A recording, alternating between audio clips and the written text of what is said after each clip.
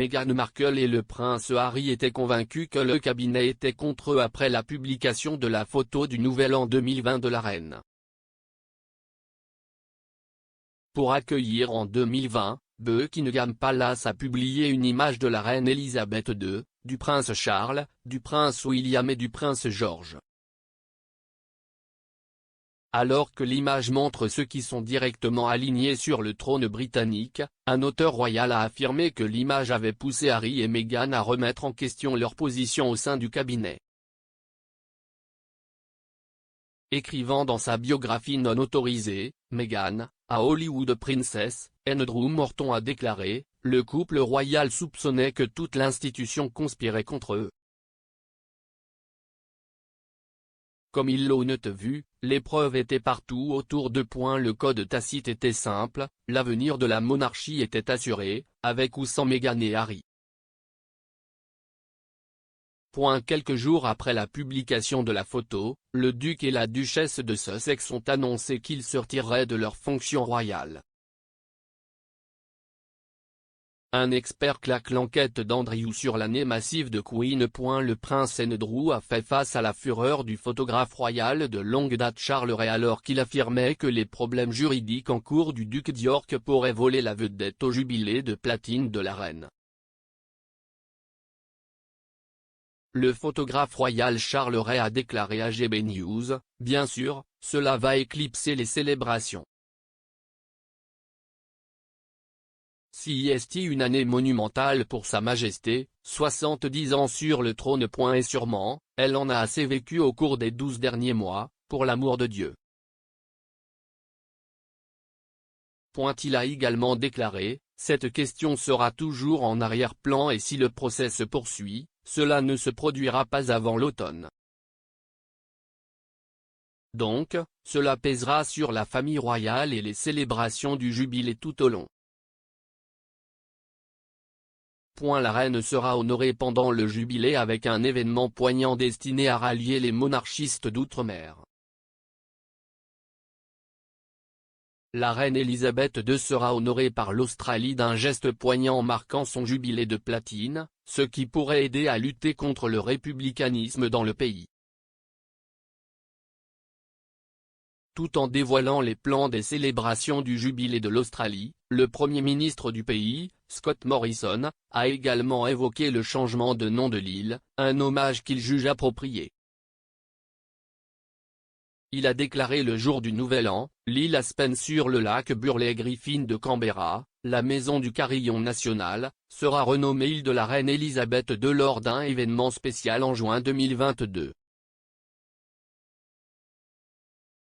Étant donné que le carillon national a été officiellement ouvert par Sa Majesté en 1970, il est tout à fait approprié que l'île d'Aspen soit renommée en reconnaissance de ses nombreuses années de service en Australie. Cette cérémonie comprendra également l'inauguration des nouveaux jardins aquatiques Queen Elizabeth, qui transformeront l'estran voisin et amélioreront la qualité de l'eau. La reine a accordé à Kate un honneur très spécial qui n'est accordé à aucun autre royal dans un geste touchant. Kate, duchesse de Cambridge, a reçu de la reine un honneur étincelant qu'aucun autre membre de la famille royale n'a reçu. En signe de faveur de Sa Majesté envers Kate, la duchesse de Cambridge est sortie parée du collier royal le plus cher du monde. Elle est le seul membre de la monarchie autre que la reine à avoir été vue portant le Nizam d'Hyderabad, contournant d'autres membres de la famille royale éminents. Elle a été aperçue pour la première fois portant le collier lors d'un événement à la National Portrait Gallery en 2014. Le jour J du tribunal du prince Andrew aujourd'hui alors que le juge décide si l'affaire doit aller de l'avant. Le prince Andrew apprendra aujourd'hui si les tentatives de son équipe juridique de rejeter une action civile contre lui ont abouti.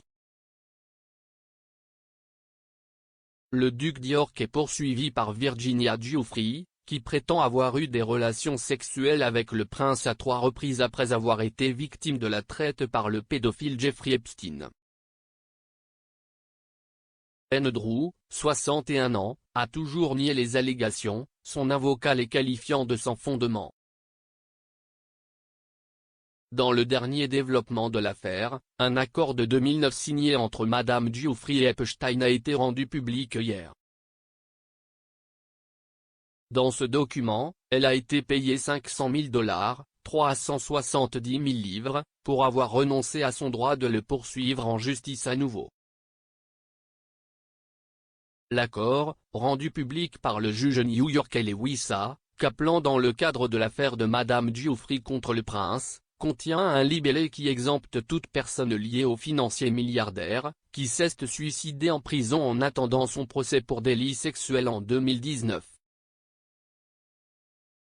Le prince Charles envoie un message crypté au prince Harry dans une lettre ouverte à ses deux fils. Le prince Charles a mentionné Harry et le prince William dans un essai qu'il a écrit pour exhorter les générations plus âgées à se mobiliser et à prendre des mesures significatives pour lutter contre la crise climatique. Dans sa lettre, le prince de Galles a rappelé l'engagement de sa famille envers l'environnement au cours des 6 dernières décennies. Écrivant pour Newsweek, il a déclaré, « En tant que père, je suis fier que mes fils aient reconnu cette menace. » Plus récemment, mon fils aîné, William, a lancé le prestigieux prix Earthshot pour inciter au changement et aider à réparer notre planète au cours des 10 prochaines années en identifiant et en investissant dans les technologies qui peuvent faire la différence. Et mon plus jeune fils, Harry, a passionnément souligné l'impact du changement climatique, en particulier en ce qui concerne l'Afrique, et a engagé sa charité à être net zéro. Manière inhabituelle que la reine Elisabeth fait ses achats de fête. L'ancien majordome royal Paul Burrell, qui a travaillé pour la reine et la princesse Diana, a révélé l'approche unique de la reine. Il a déclaré, « Il y a une petite boutique dans le salon du château de Windsor et la reine peut entrer et choisir des cadeaux à sa guise. » Tard dans la nuit, après le dîner, généralement vers 22 h, elle entrera dans sa petite boutique de Noël et fera du shopping. Il a poursuivi, la reine choisit toujours des cadeaux pratiques qui peuvent être utilisés, jamais des ornements ou des objets décoratifs. Alors, elle pourrait choisir des assiettes de pique-nique, une nappe ou quelques serviettes à main. Royal avec la robe la plus chère de 2021 ressemblait à une déesse, mais ce n'était pas Kate. Les Royals sont superbes dans tous les galas et cérémonies glamour, mais un design impressionnant était la pièce la plus chère portée en 2021.